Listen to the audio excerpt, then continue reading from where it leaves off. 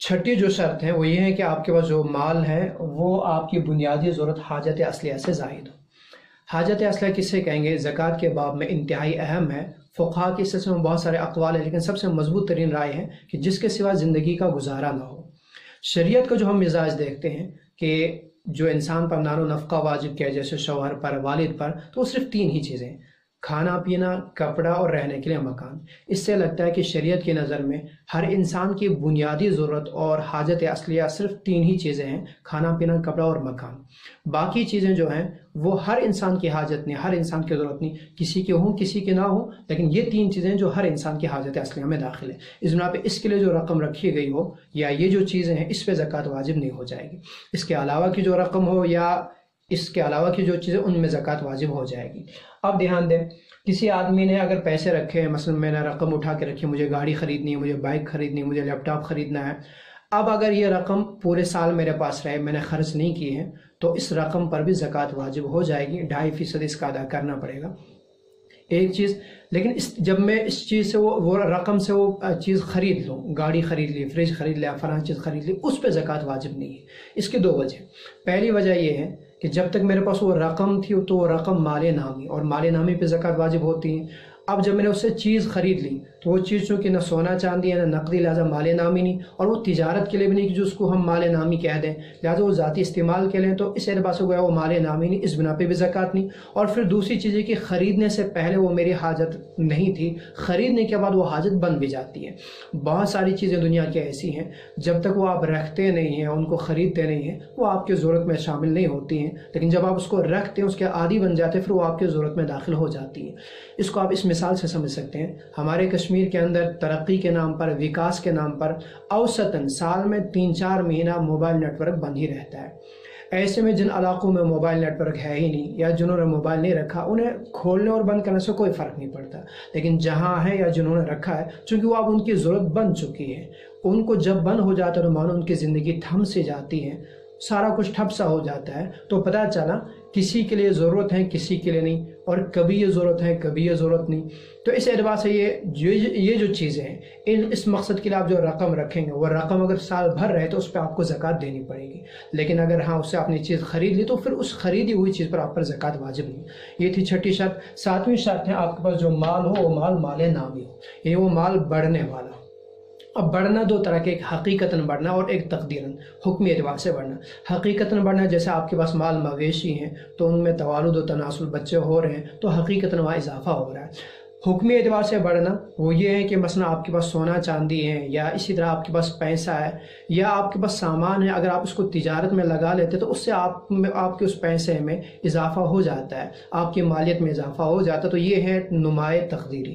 تو مال کا نامی ہونا، چاہے حقیقتاً ہو یا تقدیراً ہونا ضروری ہے، تو ہی زکوٰۃ واجب ہو جائے گی۔ لہٰذا اگر سونا چاندی نہیں، نقدی نہیں، لیکن آپ کے پاس سامان ہے اور وہ سامان تجارت نہیں ہے، ذاتی استعمال کے لیے، تو چونکہ اس میں نما نہیں رہتا ہے یا جب نما نہیں، تو اس اعتبار سے اس پہ زکوٰۃ بھی واجب نہیں ہو جائے گی۔ یہ تھی 7ویں شرط۔ اس میں یاد رکھیں، سونا چاندی یہ مال نامی ہے، نقدی یہ بھی مال نامی ہے، سامان تجارت یہ چونکہ تجارت کی بنا پہ یہ بھی مال نامی بن جاتا ہے۔ استعمالی جو سامان ہے، استعمالی سامان چونکہ نہ سونا چاندی ہے، نہ وہ سونا چاندی ہونے کے ساتھ ساتھ تجارت کے لیے استعمال کے لیے، اس اعتبار سے اس میں نما نہ حقیقت ہے نہ تقدیراً، اس میں زکوٰۃ واجب نہیں ہو جائے گی۔ ایک آدمی نے زمین خریدی ہے، زمین خریدی، اب 3 مقصد ہے، یا تو زمین میں نے خریدی ہے تجارت کے لیے تو زکوٰۃ واجب ہو جائے گی، یا زمین میں نے خریدی ہے کہ پیسہ بن رہے، جو میں بینک میں رکھوں گا وہیں بند پڑا رہے، ضائع نہیں ہو جائے گا، تو اس میں بھی زکوٰۃ واجب ہو جائے گی۔ لہٰذا اس کو بھی وہ مال تجارت سمجھ کر کے اس وقت کی جو ویلیو ہوگی، مارکیٹ ویلیو، خریدتے وقت کیا اس کی قیمت تھی اس اعتبار سے نہیں، جس وقت آپ کا سال پورا ہو رہا ہے اس وقت اس زمین کی جو مارکیٹ ویلیو ہوگی اسی اعتبار سے اس کی زکوٰۃ لازم ہو جائے گی۔ تیسری چیز ہے، آپ نے زمین اپنی کاشت کے لیے یا اپنے ذاتی استعمال کے لیے خریدی تو اس زمین پر آپ کو زکوٰۃ واجب نہیں۔ ایک اور چیز اس میں یاد رکھیں، آپ نے کسی کو قرض دیا ہے یا آپ نے قرض لیا ہے، अगर आपने किसी को कर्ज दिया है तो कर्ज देने की सूरत में दो सूरतें हम करेंगे। जिसको आपने दिया है वो मालदार हैं या गरीब हैं, लेकिन वहाँ से आपको वापस मिलने की मुकम्मल उम्मीद है, तो इस उम्मीद की बुनियाद पर आपको हर साल ज़कात वाजिब हो जाएगी। मान लो 1 साल हो गया, अभी आपको मिला नहीं है लेकिन उम्मीद है मिलने की, तो अब अगर आपके पास एक्स्ट्रा पैसा है आप उस साल की ज़कात अदा करें उस पैसे से। अगर आप नहीं कर पा रहे हैं या नहीं है आपके पास, यहाँ तक कि 2 साल 3 साल गुजर गए, फिर जब आपके पास माल आ जाएगा वो वापस मिल जाएगा आपको कर्जा, तो इन सारे सालों की ज़कात अदा करनी अगर आपने नहीं की है, और अगर की है तो फिर सिर्फ उसी साल की करें जिसकी बाकी हो। दूसरी सूरत, आपने कर्जा दिया है लेकिन वापस आने की कोई उम्मीद नहीं, आपने किसी गरीब को दिया है या किसी अमीर को दिया है जो मुनकिर है, इनकारी हैं या टाल मटोल कर रहा है, तो यहाँ सिर्फ ज़कात उसी सूरत में वाजिब होगी जब आपको वापस मिल जाए। गोया गुजरे हुए जो साल जिसमें इनकार था या टाल मटोल था और आपको मिलने की कोई उम्मीद नहीं थी, उन सालों की फिर ज़कात वाजिब नहीं होगी, सिर्फ उसी साल की होगी जिस साल वो वापस मिल जाए। ये है जब कर्ज दिया हो। और अगर आपने कर्ज किसी से लिया हो, आप पर किसी का कर्जा हो, तो उस सूरत में अगर आपके पास पैसा है लेकिन वो पैसा आप अगर कर्जा उतारते हैं तो वो पैसा वहाँ निसाब के बराबर रहता ही नहीं या कुछ भी नहीं रहता, फिर आप पर ज़कात वाजिब नहीं, फिर आप पे ज़रूरी है कि पहले आप कर्जा उतारें, वो हाजत असलिया में दाखिल है।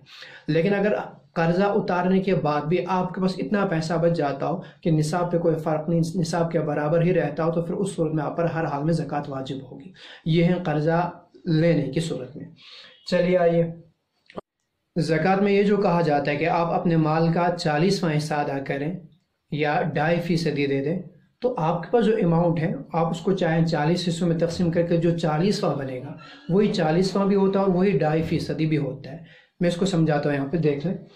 मान लो आपके पास 40 रुपये हैं, ये निसाब तो नहीं है, जिसे समझाने के लिए कर रहा हूँ। इसको जब आप 40 में तकसीम करेंगे तो 40वां जो हिस्सा बनेगा वो 1 रुपये बनेगा।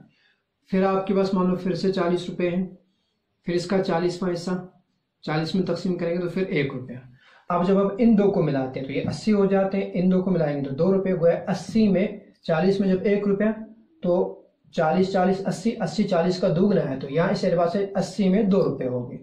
मान लो फिर आपके पास फिर से 20 रुपये आ गए।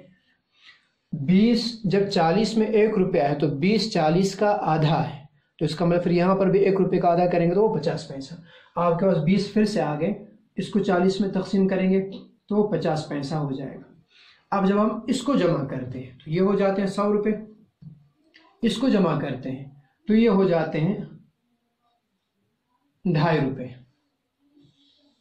आप देख लीजिए, यही 100 हो गए तो 100 में यही हो गया 2.5%, तो इसी को आप 40वां हिस्सा भी कहते हैं, यही आपके लिए 2.5% भी होता है। इसी को आप समझ सकते हैं। फिर आपके पास लाख हैं, हज़ार हैं, जो भी है, आप उसके 40 हिस्से करें तो जो 40वां हिस्सा होगा यानी 40 में तकसीम करें, जो 40वां हिस्सा होगा वही 2.5% भी होता है और वही 40वां हिस्सा भी होता है।